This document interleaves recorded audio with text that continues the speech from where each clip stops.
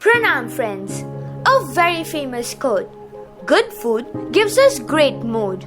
We live in a world where we only eat the food that is tasty and the food that our taste buds like pizzas, burgers, pastas and so much more. We don't see whether it is healthy or not. We live to eat, not eat to live. It is also impossible for people to relish this simple fact as well. So in today's very beautiful and short story, we will look at a great person who has left us with something I would call a note to think about and to apply it in our daily lives. So without any more delay, let's dig right into the story.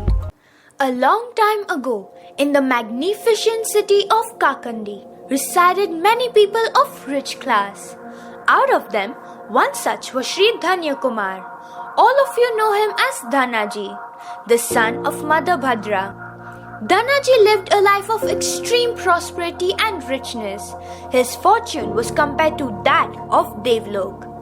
Immensely good-looking and handsome Dhannaji was married to 32 beautiful women. Though always unattached, Dhannaji happily passed his life in all the joys bestowed upon him. Once, Shri Bhagwan Mahavir along with his sadhus visited the city of Kakandi. The Devs constructed a splendid Samvasaran where Bhagwan seated himself to deliver sermons. The king of Kakandi, Jeet Shatru, came for Bhagwan's darshan and sat with reverence to listen. Dhannaji was present there as well.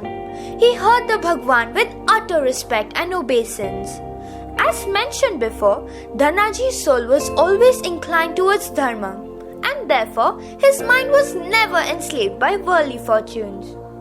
Prabhu's deshna further strengthened his desire to renounce his ever so fragile, materialistic and temporary joys of life, which he was never attached in the first place. He now urged to tread on path of dharma by accepting Diksha. Many a request to stay back by his beautiful 32 wives went unheard. They pleaded him to relish the joys of their prosperity, but nothing could deter Dhannaji's mind from choosing what he opted for. Mother Bhadra persistently tried hard to hold back her only son. She exclaimed, "My son, how will you be able to bear harsh austerities of Diksha's life? You are so tender. Life has offered you so much happiness and comfort. I plead you to stay and not leave me." Despite of his mother's pleading, highly determined Dhannaji paid no heed to her words. He has chosen his path of spirituality and renunciation and thereby elevate his soul and attain moksha. Seeing his firm decision, Mother Bhadra also gave in to his wishes. An auspicious day was chosen. Preparation for this great day started. King Jeet Shatru himself propelled to look after every aspect of Dhannaji's Diksha occasion. The king made sure Dhannaji was given his final send-off from this materialistic world in a grand way. Under the guidance and blessings of Lord Mahavir, Dhannaji finally took Diksha and vowed himself to a very severe penance.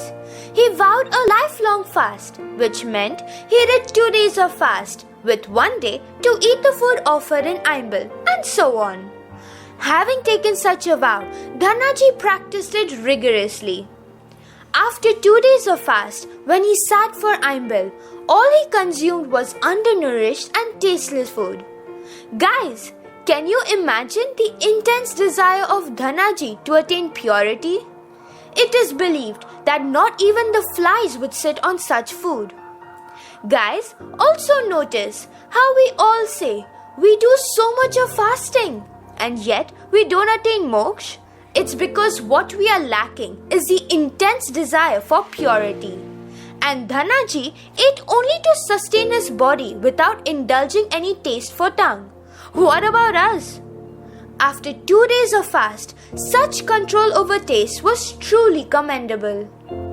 Within 8 months, Dhannaji's body was completely withered and dehydrated.